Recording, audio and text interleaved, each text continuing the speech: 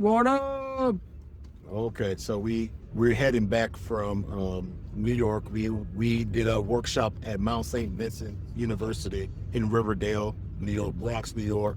Bronx, baby. And so we're still in New York. We're stuck in traffic now, approaching the 684, 84 thing over here in that Worcester, whatever area. No, that's further down. But anyway, we're just talking about. Oh, wait a minute. My phone telling all my business. But but we're just kind of thinking right now about Cosborn Agency, we have been in existence for almost 1 year. It'll be 1 year in a month. 1 year. One whole year. And we were just thinking about at the beginning of this, before we established or launched this, we were thinking we had a conversation. What is our goals? What is our 3, 4, 6, 7, 9 month goal? And truth be told, ain't now one of them goals been achieved yet. But on the flip side, we realized that we have accomplished so much in the year, but we have also changed and come out of our comfort zone. This is because of Brother Lickett. He said, yo, you know, I did that, and I was coming out of my comfort zone. So, Lickett, I think that this is a good time, since we have another hour or some change on the highway, share. Since the establishment, since launching the Cosborn Agency, since us doing this, how have you come out of your comfort zone? I mean, it's a lot. Like, starting from August, thinking that, we have a base, we have a strong basement, we can do that, we can do this, or we can have goals, we can achieve this, hypothetical goals, that it's easy. And then had no idea who's going to put in the work.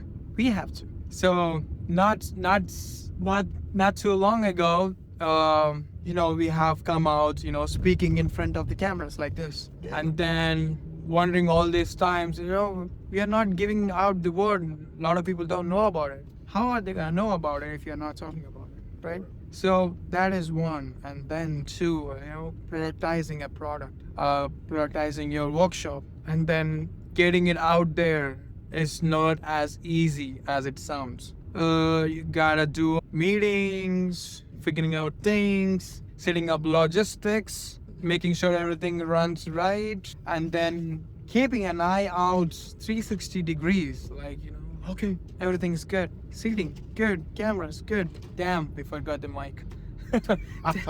Damn, we forgot the tripod. Yeah.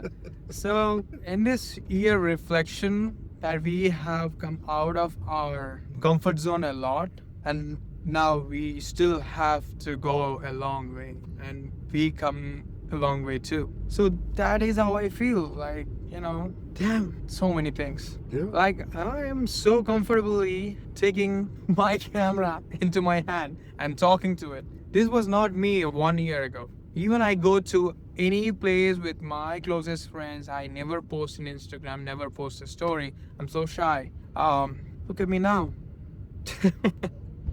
How about you, Colin?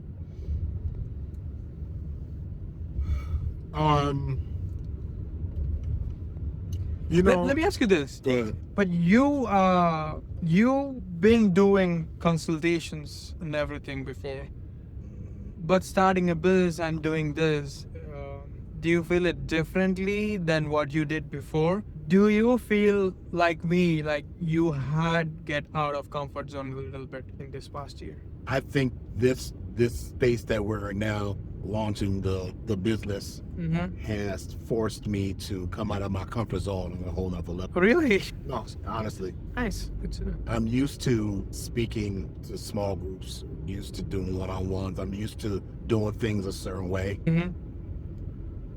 But coming up, really doing the research and coming up with the topics and really finalizing things to be able to present topics and generate conversations in ways that the people that we're presenting before, or that they're able to really understand and really get something out of it, and doing it at the rate that we're doing it at the level that we're doing it, we're striving to do it at. That's something totally different, because this year is the first time, I will say the first time in my life, or for the first moment in my life, where I haven't said no or I'm good and walk away.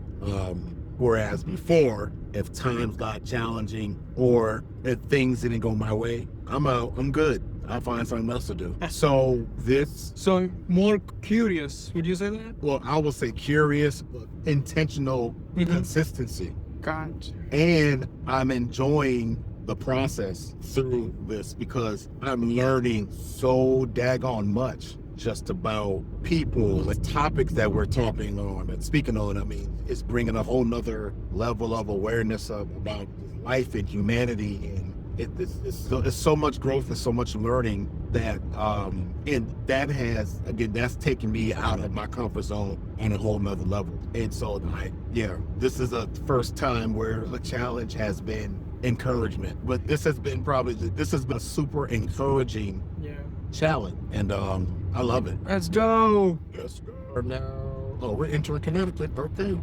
Let's go, Connecticut. Damn. Okay. Yep. Home of the pizza capital. Oh, that's right. Down in New Haven. That's right. All right, we're now in Connecticut, y'all. Back home. I thought he was gonna say he didn't like the pizza here. No, that's not true. I told you that the spot in Bridgeport, man. Well, at least for the, like I said, the gluten pizza. That was the best gluten-free pizza, rather. Yeah. Best gluten-free pizza I've ever had in my life. I'm not gonna say the name because that's giving them a hand. We ain't gonna pay for it. But that pizza was the best I've ever had. Just period. Thumbs up for that. Last question: What up? New York style or Connecticut? No, there. I'm gonna be very honest with you. For me, so I started in Connecticut. I had no, standalone branded pizzas when I came in here. I had a lot of local pizzas. So every pizza I tried, so it's like biryani to me. And if you don't know what biryani is the food that I would go for anytime, any day, anywhere. And it feels like it. The pizza, the best thing about pizza, you can have it cold and you can have it hot. I don't know about you. Best leftover food. If there is anything, I would go for pizza. Right? We like cold pizza. I don't. I take the criticism, but any leftover food that tastes good, it's pizza. All right. And then I had Frank Pepe, and I have Salisa Pizza, then I have Colony Grill. So I'm gonna go with Candy. Maybe I haven't had the chance to have the best pizza of New York, but as far as I have now here, I love Connecticut pizza. Period. Yeah. Frank Pepper pizza, that's the best pizza I've had.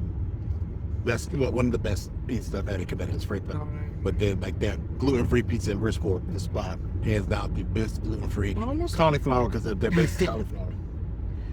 Yeah, man. Everything is good. About Pizza Bridgeport, you haven't Mystic. I tried. The spot there, it's been good. Yeah, New York disappointed me once, and then I tried a couple other times. It seems decent, but not. Oh, this is the best now. Then what happened? Chicago is better than New York. In time, we'll try Chicago. How about you? Connecticut or New York? New York or Connecticut pizza? Yeah. I know you'd go for 50-50. And you don't play safe. No, because I don't recall ever having New York. No, I never. I'm lying. Yes, I do. Never mind. That pizza was good. It was piece of cheese pizza. That pizza was really, really good. Yeah. That's a hot seat now. Yeah, I'm gonna go 50-50. That's it.